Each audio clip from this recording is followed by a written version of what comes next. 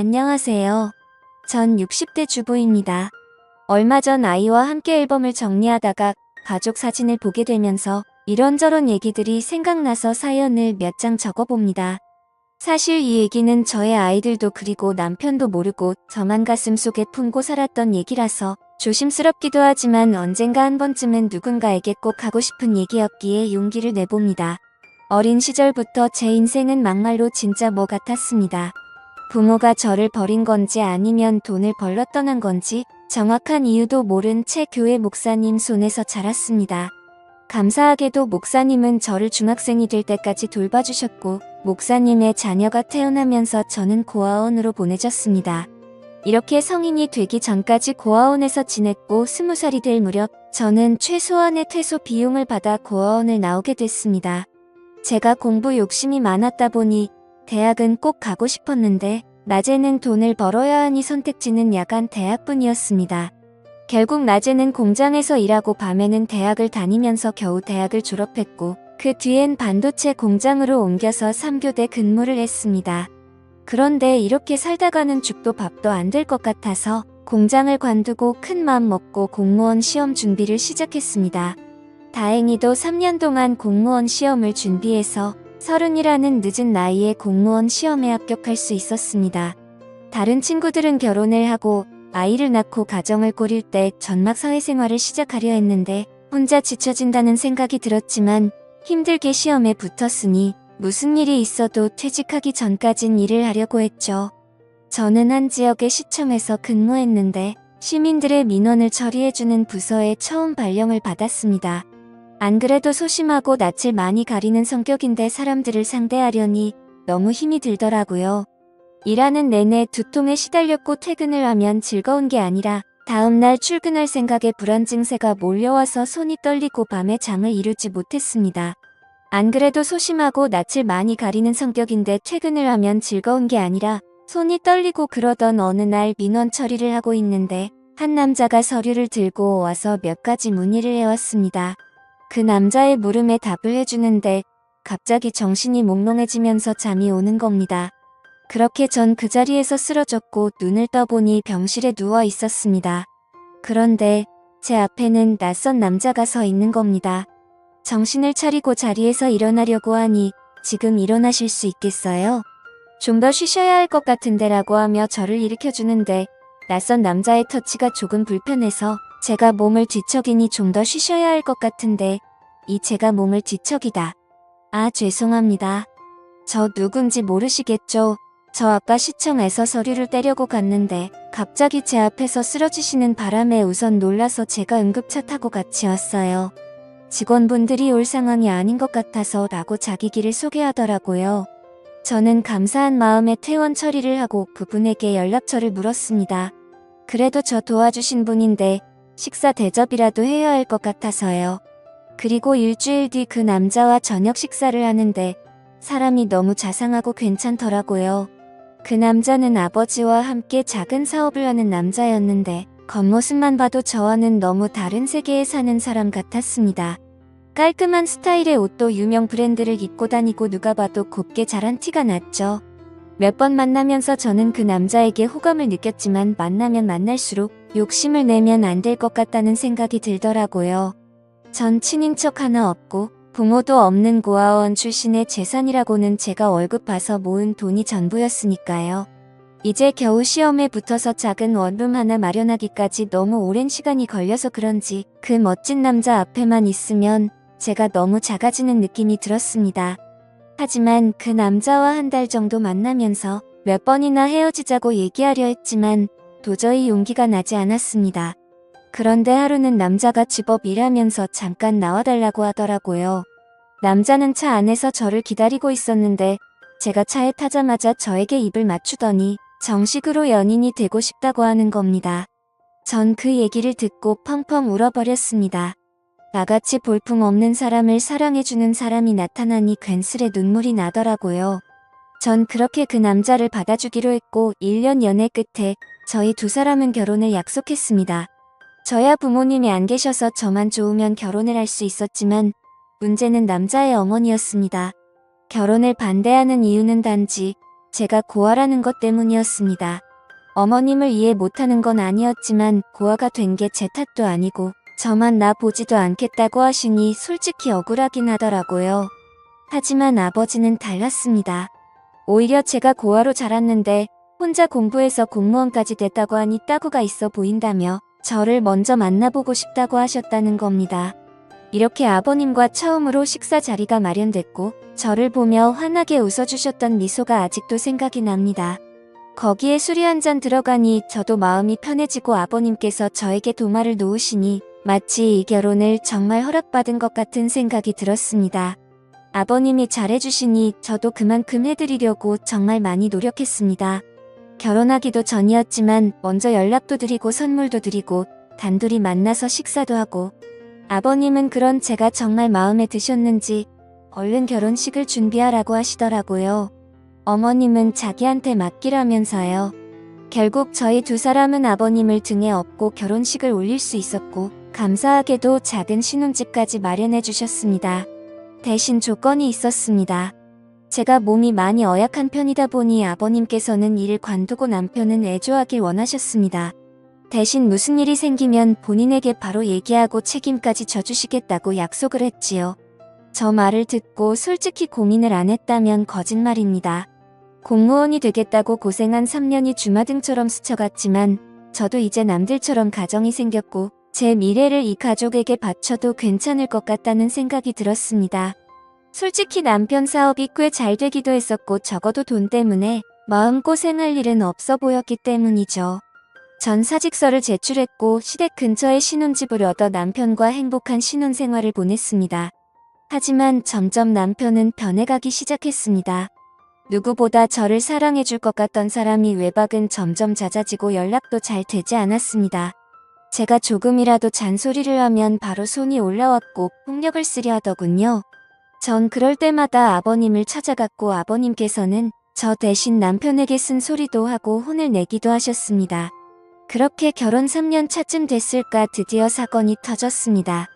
점심때 친구와 만나기로 한 약속 장소는 남편 회사 근처였습니다.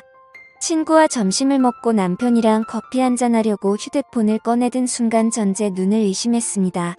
남편이 낯선 여자의 허리를 감고 길을 걷고 있더라고요. 멀리 있어서 흐릿했지만 분명 제가 아침에 챙겨준 셔츠에 신발 그리고 재킷까지 누가 봐도 남편이었습니다.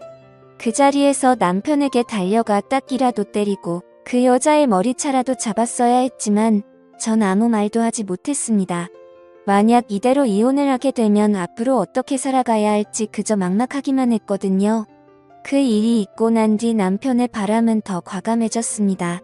대놓고 집 앞에 차를 세워두고 그 여자와 데이트를 하고 동네에서도 팔짱을 끼고 다니면서 부부 행세를 했습니다. 어찌나 유난들을 떨고 다녔는지 이미 동네에선 남편이 바람을 피고 있다는 소문이 파다할 정도였으니까요. 한 번은 동네에 부끄럽게 뭐하는 거야 바람을 피려면 조용히 피던가 하고 먼저 한마디 던졌더니 황당하다는 듯 대답하더군요. 여자가 말이야 남편이 집에 오면 좀 살갑게 애교도 부리고 그래야지 목석처럼 앉아서 말 한마디 안 하는데 무슨 재미로 집에 오겠냐 안 그래 저 말을 듣는데 기가 막히더군요. 마치 자기가 바람을 핀 이유가 저 때문이라는 것처럼 말을 하고는 문을 쾅 닫고 나가버렸습니다. 저는 저 말을 꺼내기까지 몇 날 며칠을 고민했는데 고작 돌아오는 대답이 저 따위라니. 이대로 집에 혼자 있으면 이대로 제가 죽어버릴 것만 같아서 누군가에게 위로받고 싶었지만 전화 한 통 걸 곳이 없었습니다. 전 결국 시댁에 모든 사실을 다 얘기했고 어머님은 남자가 사업을 하다 보면 그럴 수도 있는 거라며 그냥 잊고 살라고 하는 반면 아버님은 달랐습니다. 이 새끼 저 새끼 이대 담지 못할 험한 욕을 하시더니 남편에게 전화를 걸어 당장 집으로 오라고 하시더군요. 그날 밤 남편은 밤새도록 아버님에게 두들겨 맞았습니다. 맘 같아서는 당장 이혼이라도 하고 싶었지만 뱃속에 아이와 직장도 없는 제가 갈 곳이 없었기에 섣불리 이혼 얘기는 꺼내지도 못하겠다고요. 아무 말도 못하는 저를 보고 아버님은 허튼 생각하지 말고 신혼집 정리하고 여기로 들어와라. 내가 저놈은 무슨 일이 있어도 버릇을 고쳐놓을 테니 나만 믿고 들어와라고 하시더군요. 평소 아버님 말이라면 꼼짝을 못하던 남편은 일주일 만에 신혼집을 정리했고 저희 부부는 결국 시댁으로 들어오게 됐습니다. 아버님 말대로 시댁으로 들어오니 남편이 꼼짝을 못하더라고요.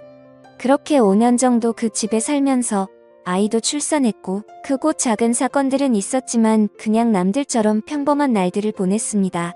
저는 평소처럼 아이를 어린이집에 데려다주고 집으로 돌아오는 길이었습니다. 깜빡하고 열쇠를 안 가지고 와서 밖에서 문을 두드렸는데 인기척이 없는 겁니다. 분명 어머님이 집에 쉴 시간인데 아무 소리도 들리지 않길래 어머님께 전화를 걸었지만 받지 않으시더라고요. 괜스레 불길한 예감이 들어 열쇠 수리공을 불러 문을 열었습니다. 그런데 현관문을 여는 순간 저는 너무 놀라서 제자리에 주저앉아 버렸습니다. 어머님이 가슴을 부여잡고 문 앞에 쓰러져 계시는 겁니다. 놀란 저 대신 열쇠 수리공이 119에 신고를 해주었고 응급차를 타고 가면서 가족들에게 전화를 걸었습니다. 안녕하세요. 전 60세 전화를 받은 가족들이 모두 병원으로 모였지만 이미 병원에 도착했을 때 어머님은 심장은 멈춰 있었습니다. 평소 혈관 질환을 갖고 계셔서 건강에 주의를 했지만 급성 심근경색으로 돌아가셨다는 얘기를 듣게 되었습니다. 너무 갑작스러운 죽음 앞에 가족들 모두 슬픔을 감추지 못했고 아버님은 어머님 손을 잡고 펑펑 우셨습니다. 그렇게 갑작스레 어머님이 돌아가시고 난 뒤 아버님의 건강도 급격히 안 좋아지기 시작했습니다. 신우들은 이미 결혼을 해서 아버님을 모실 수 없다는 입장이었고 제가 집에 있으니 요양보호사는 부르지 말자고 하더군요. 결국 전 아버님과 함께 살며 아버님의 수발을 들었습니다. 매니마다 식사를 챙겨드리는 것은 기본이었고 관절염이 심해지셔서 거동이 불편하신 아버님은 휠체어 생활을 하셨는데 화장실에 가실 때나 밖에 볼 일이 있으실 때도 항상 제가 아버님을 모시고 다녔습니다. 솔직히 처음 오면은 왜 내가 이런 일을 해야 하는지 싶은 생각에 도망치고 싶고 아버님이 원망스럽기도 했습니다. 돈이 없는 집도 아니고 누가 나한테 월급을 주는 것도 아닌데 자식들도 안 하는 걸 며느리인 제가 하고 있으니 가끔 투정을 부리고 화를 내는 저를 보면서 아버님도 제게 죄스러운 마음이 드셨나 봅니다. 제가 짜증을 내도 아버님은 저에게 미안하다는 말을 달고 사셨습니다. 하루는 제발 요양원으로 보내달라 사정하시는데 저 때문인 것 같아서 눈물이 다 나더라고요. 결국 아버님께 제가 할 수 있을 때까진 모시겠다고 약속을 드렸죠. 그렇게 아버님을 모시고 산 지 15년이라는 세월이 흘렀습니다. 서로 살부비며 살다 보니 아빠와 딸처럼 정말 막역한 사이가 되었고 신기하게도 아버님이 점점 건강을 되찾으시는 게 눈에 보였습니다. 낮에는 저랑 같이 밖에 나가서 같이 산책도 하고 바람도 좀 쐬면서 즐거운 시간을 보내는 반면 밤만 되면 저랑 남편을 빤히 저를 쳐다보시기만 하고 묻는 말에는 대답도 하지 않으시더라고요. 그리고 새벽부터 일어나서는 방 안에서 혼자 어머님의 이름을 부르면서 막 울부짖기도 하셨습니다. 하루는 남편이 조심스럽게 먼저 제게 말을 꺼내더라고요. 여보, 내 생각엔 아버지 치매 같은데 좀 이상하잖아. 대답도 잘 안 하고 말도 잘 못 알아듣는 것 같은데 낮에 시간 될 때 당신이 모시고 병원 좀 가봐. 거참 노인네, 이젠 하다 머리가 말썽이네. 제가 치매 노인을 겪어본 적은 없지만 치매라기엔 아버님은 저와 대화도 잘하시고 장난도 잘 치셨는데 남편이 저렇게 얘기하는 걸 보니 맞는 것 같기도 하고 좀처럼 감을 잡을 수가 없더라고요. 날이 밝으면 아버님을 모시고 병원에 가야 하나 생각하고 침대에 누워 잠이 들렸는데 밖에서 인기척이 들리는 겁니다. 남편은 제 옆에 누워 코를 골며 자고 있고 인기척이라면 아버님뿐인데 뭐가 필요하신가 싶어 밖에 나왔더니 후다닥 방으로 들어가시더라고요. 그 다음 날도 또 다음 날도 아버님은 밤마다 제 방 앞에서 서성이시다가 제가 나오면 다시 방으로 들어가셨습니다. 왜 저러시는 건지 궁금하면서도 별별 생각이 다 들더군요. 어머님이 일찍 돌아가신 후로 외로워서 저러시는 건지 뭐가 필요하신데 말을 못 하시는 건지 저는 걱정스런 마음에 거실에서 아버님을 기다리기로 했습니다. 졸린 눈을 비비면서 아버님을 기다리고 있는데 새벽 1시가 넘어서야 아버님이 방에서 나오시더라고요. 그런데 이상하게도 저를 보고는 놀라지도 않으시는 겁니다. 제가 작은 목소리로 아버님 뭐 필요한 거 있으세요? 저한테 말씀하세요. 라고 했더니 아버님이 제 옆에 앉으시더니 제 손을 꼭 잡으셨습니다. 그리고는 작은 소리로 뭐라고 하시는데 처음엔 무슨 말씀을 하시는 건지 이해가 잘 되지 않았습니다. 그런데 갑자기 아버님이 눈물을 뚝뚝 흘리시는 겁니다. 큰 소리로 울지는 못하시고 숨죽여서 우시는데 저까지도 눈물이 나더라고요. 저는 이유도 모른 채 아버님을 위로해드렸고 아버님은 힘들게 입을 여셨습니다. 희정아, 정말 고맙다. 내가 너한테 정말 고마워서 은혜를 어떻게 갚아야 할지도 모르겠다. 그리고 정말 고생 많았다. 내가 한 번은 꼭 말해야지. 생각을 했는데 정말 고생 많았다. 라고 말씀해 주시더라고요. 15년이 넘는 시간 동안 아버님을 모시고 살았지만 미안하다는 말뿐 고맙다거나 고생했다는 말은 한 번도 해주신 적이 없으셨거든요. 제가 아버님 앞에서 울자 아버님은 저를 꼭 안아주셨습니다. 그리고는 몇 시간 동안 이런저런 얘기들을 나눴지요. 그리고는 동이틀 무렵 아버님은 저에게 작은 종이 한 장을 보여주셨습니다. 그 종이 속에는 유언장이라는 세 글자가 적혀 있었습니다. 그리고 그 유언장에 적힌 내용을 보고 저는 깜짝 놀랄 수밖에 없었습니다. 아버님이 가지고 계신 재산의 일부만 남겨두고 모두 저에게 위임하고 싶다는 내용이었습니다. 가슴에 손을 얹고 저는 돈을 바라고 아버님을 모신 것이 아니라 정말 제 아버지라는 생각으로 아버님을 모신 건데 그 유언장을 보고 마음이 너무 무거워졌습니다. 아버님, 제가 이런 걸 바라고 아버님과 함께 지낸 게 아니에요. 아버님은 그냥 제 아버지나 다름없으시고 제가 잘해드린 것도 없는데 라며 말끝을 흘렸지요. 그럼 알지, 내가 왜 그걸 모르겠니? 자식들도 다 마다한 걸 며느리인 내가 해줬으니 거절 말고 받아라. 내 평생 은혜를 갚으려면 이걸로도 많이 부족하다만 이렇게라도 해야 내 마음이 편해질 것 같다. 말씀하시고는 방으로 들어가셨습니다. 그 일이 있고 난 뒤 저 남편 아버님 모두 아무 일 없다는 듯 평범하게 지냈습니다. 저도 아버님도 그날 일에 대해서는 얘기를 꺼내지 않았지요. 그리고 3년 뒤쯤 아버님의 아침상을 차려서 방으로 가지고 들어갔는데 아버님께서 누워서 눈만 껌뻑껌뻑 하시는 겁니다. 아버님, 일어나서 식사 드세요. 마늘장아찌 좋아하셔서 그거 만들었어요. 하고 말씀드리는 순간 헛기침을 크게 하시더니 그 자리에서 숨을 거두셨습니다. 저는 아버님을 끌어안고 펑펑 울었고 결국 아버님의 인종을 지킨 며느리가 됐습니다. 아버님 장례를 치르고 물건들을 정리하는데 신우들이 집으로 몰려왔습니다. 아버지 유언장을 발견했다는데 신우가 갖고 있는 유언장에는 재산의 10%를 자식 셋이 나눠 갖고 나머지는 아버님께서 평생 후원해 오신 보육원에 기부하겠다는 내용이었습니다. 그 유언장을 보고는 세 남매는 아버님을 원망하는 곡소리를 냈고 그 모습을 보면서 저는 그 모습을 멀뚱멀뚱 바라만 보고 있었습니다. 물론 아버님이 제게 주신 유언장 얘기는 굳이 하지 않았지요. 어차피 제 돈도 아니었고 아버님께서 좋은 일에 쓰시겠다고 결정하셨으니 그 뜻을 따르는 게 맞다고 생각했거든요. 그리고 한 달 정도 시간이 흐르고 우리 집으로 웬 남자가 한 명 찾아왔습니다. 그 남자는 자신을 변호사라고 소개하고 작은 명함과 함께 재산 위임장과 이혼 서류를 제게 건네주었습니다. 알고 보니 살아생전 아버님께서 변호사를 통해 유언장을 미리 전달해 두셨고 재산 위임 조건은 남편과 이혼하는 것이라고 하셨답니다. 이 사실은 돌아가신 아버님과 변호사 그리고 저만 알고 있으니 걱정하지 말라고 얘기하시는데 전 그 자리에 주저앉아 펑펑 울어버렸습니다. 아버님 바람대로 전 짐을 싸서 그 집을 나왔고 아버님이 남겨주신 재산으로 작은 아파트 한 채를 구입했습니다. 그리고 남편에게는 이혼 서류를 우편으로 보냈습니다. 다행인지 불행인지 남편은 별말 없이 동의했고 저희 부부는 그렇게 합의하에 이혼을 하게 됐지요. 벌써 아버님이 돌아가시고 남편과 이혼을 한 지 5년이 지났습니다. 전 지금도 아버님 일이 되면 저 혼자 작게 제사를 지내고 가끔 산소에 찾아뵙고 인사도 드립니다. 비록 제가 며느리로 아버님을 만났지만 친부모보다 저를 예쁘게 해주시고 사랑해주신 아버님에게 기회를 통해 정말 감사하고 사랑한다고 말씀드리고 싶습니다. 아버님 정말 감사합니다.